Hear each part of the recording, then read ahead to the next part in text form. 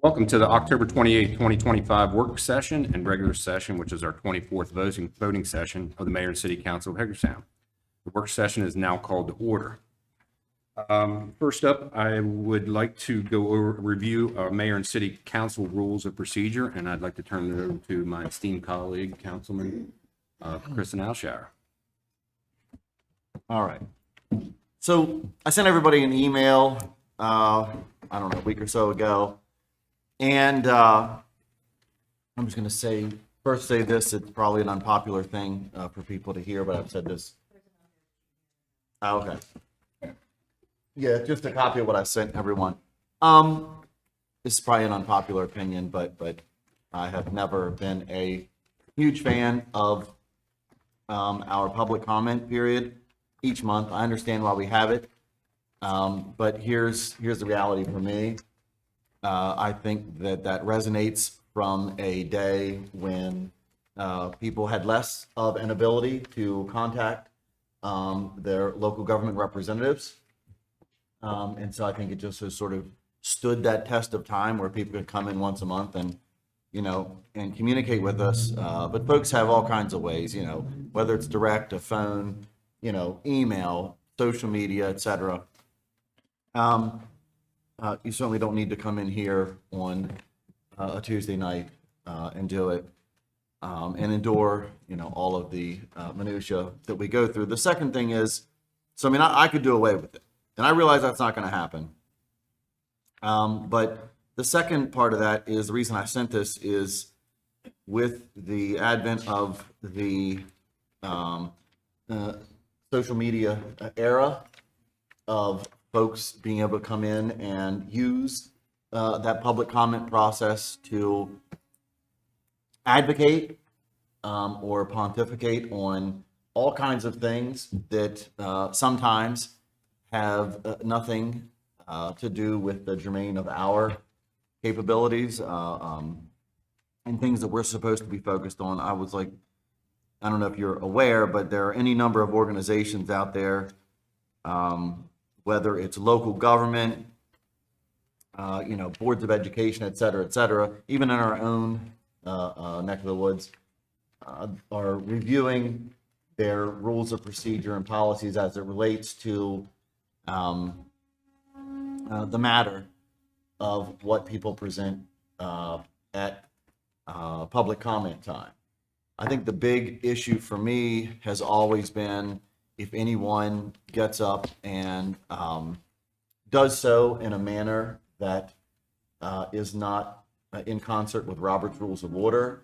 I think that there's this general lack of awareness that not only do we at this table agree to abide by Robert's Rules of Order, but anybody that comes in this room, anybody that speaks, anybody that's in the audience, every person that attends this meeting, whether in person or virtually, is subject to the Robert's Rules of Order because it's our meeting that we're conducting.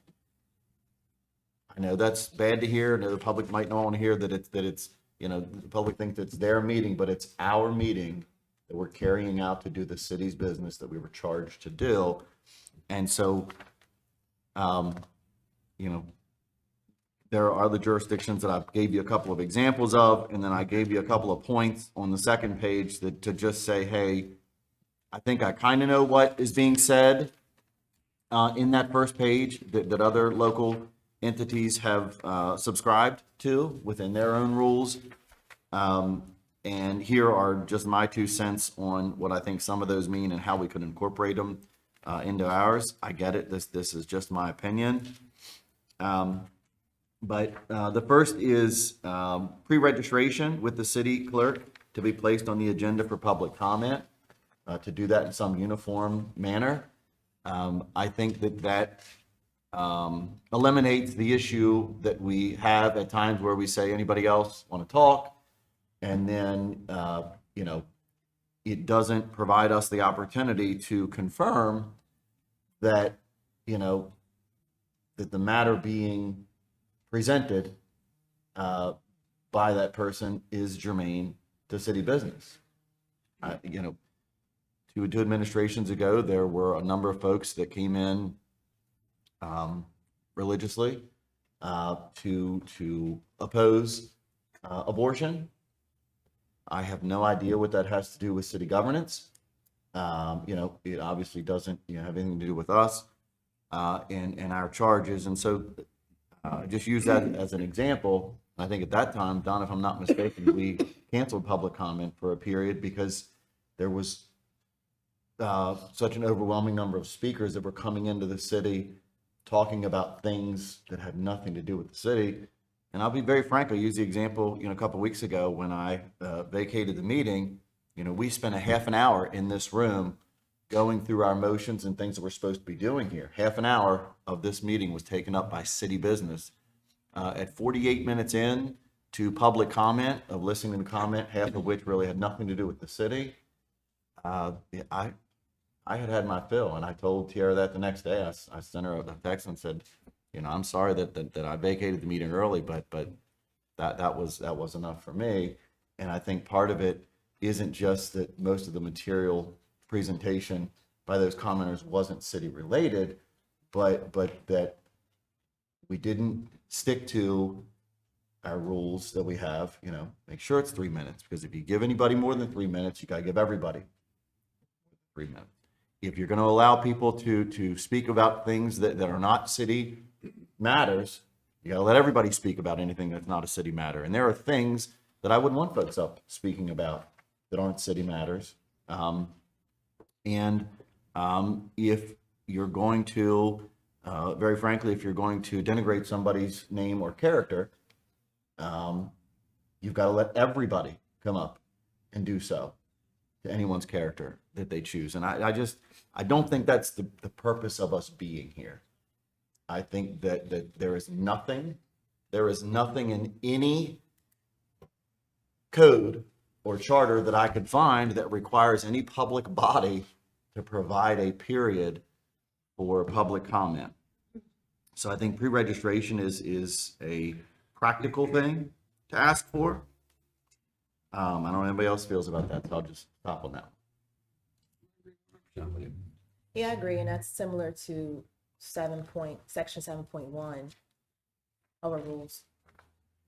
But they should register. Yeah, and it should be just city matters, not going way off the rails and other stuff.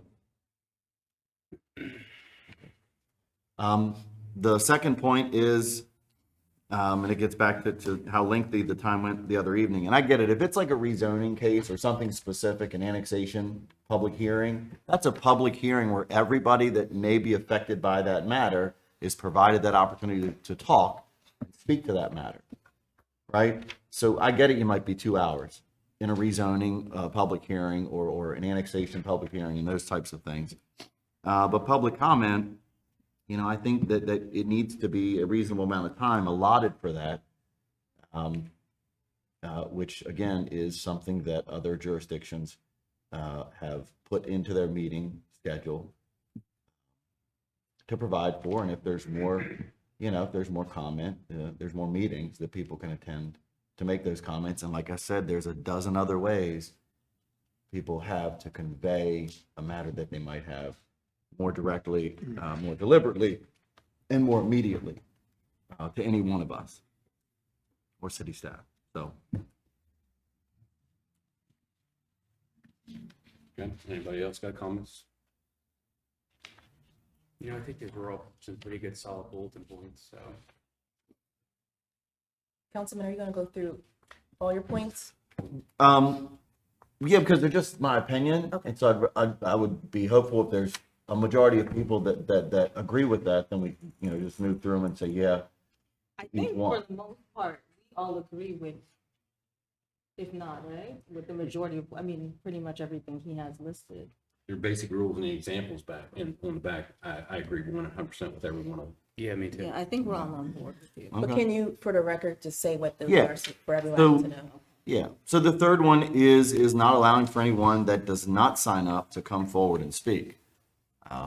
Again, I think that speaks to making sure that, it is specific to city matters, that we have some ability to work on. The fourth one is requiring that public comment be germane to city matters on the agenda. I think that that gets resolved by that pre-registration process. And then the last one, directing citizens to share other matters with the city clerk separately, which mayor and council can then determine if it wishes to place on a future agenda. This is actually one we sort of have where I work in Myersville. We have sort of three sections. We say, okay, we allow folks if they want to make public comment at the beginning of the meeting, sort of like we do, that are on the city agenda for the night. So if somebody wants to make a comment on something on the agenda, sit here all night and wait till that thing happens. And oftentimes, we don't let people talk before we vote. So if somebody's got some last thing they want to say, give them a chance to get it in, right? We have that on our, but this last point I made was one we have in Myersville where we say, okay, at the end of the night, we do something called housekeeping, where it's like, okay, if somebody has something that, like, you know, wasn't said, wasn't heard, wasn't thought about, you convey it, and you know, 30-second convey, hey, this item, and then that provides the opportunity for city staff or someone from the body, preferably the mayor, to determine whether that's a matter that should be put on a future agenda for the mayor and council to consider. So that's not necessarily a comment, it's just a communication to the city clerk. Yeah, we call it housekeeping items. Okay. Yeah, yeah. Yeah. But like I say, we're not in every neighborhood everywhere, right? We know a lot about where each of us sort of live and do business and do things. We don't know about everything that's going in every neighborhood, and so it's always good if there is something or some matter. Like the young lady that sent us the email about, you know, wanting to do the microgreen.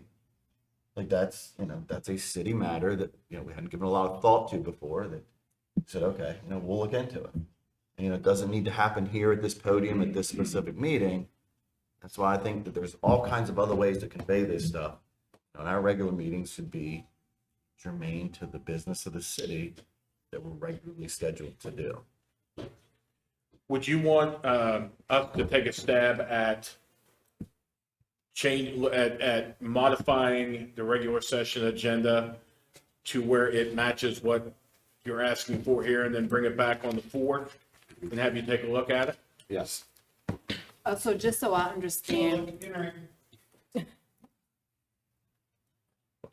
Yeah. What's that? Is that okay? Yeah, they, I mean, we can certainly do that. okay. Just so I understand, see, we're running a meeting. Go ahead. so matters not pertaining, like you said, the young lady that sent the email, they can all get sent to the clerk and then we can just review them. Or to any one of us. Like, I thought that was a good conversation starter. Yeah, The but young lady what's sent it and said, on the hey, agenda, they can comment about that, but you know what I mean? Like certain things that city business, they can comment, but things like that, we just kind of keep it email communication type of thing. I think that's completely appropriate.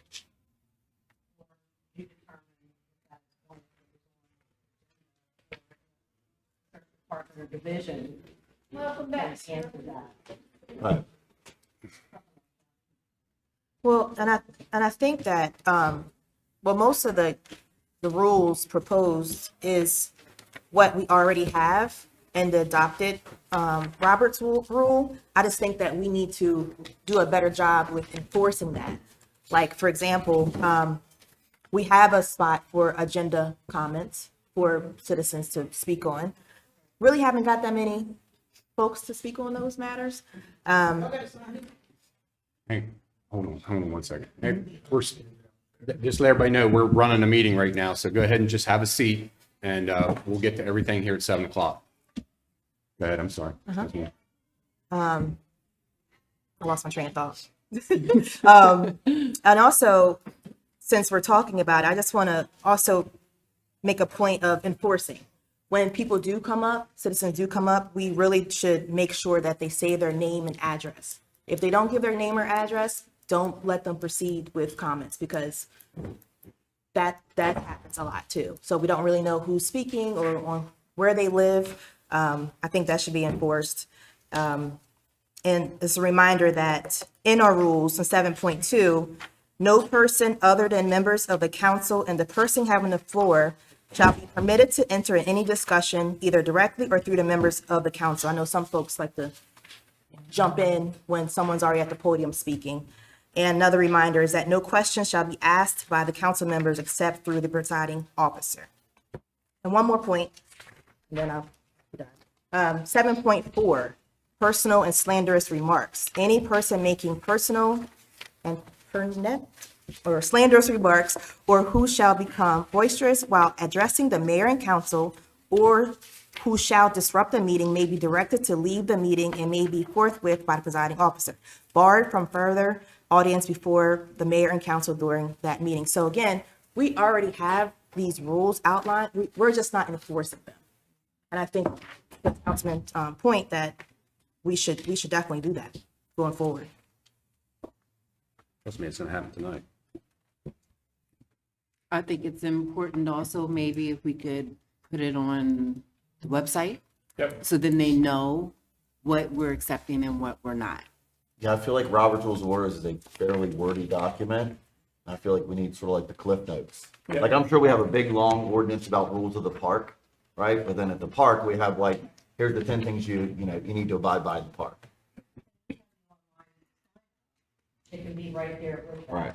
Right, right. Yeah. And I don't want people to think that this is hindering anyone's free speech or anyone's ability to reach out to mayor and council. That is not the case. This is just strengthening the rules that we already put forth and enforcing them to make sure that there's a decorum here and that we stick to the time limit for those speaking directly on city business, as we should.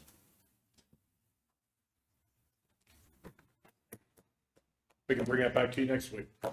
Anyone else on this real quick? You good? Good. I'm good. Good? Good. Okay. Bring it back on November 4th. We'll take a look at it and then go from there. Okay, work session. You got anything else? Okay, work session's adjourned. We'll start. Special session is adjourned. Work session is adjourned. Regular session starts at 7. Okay.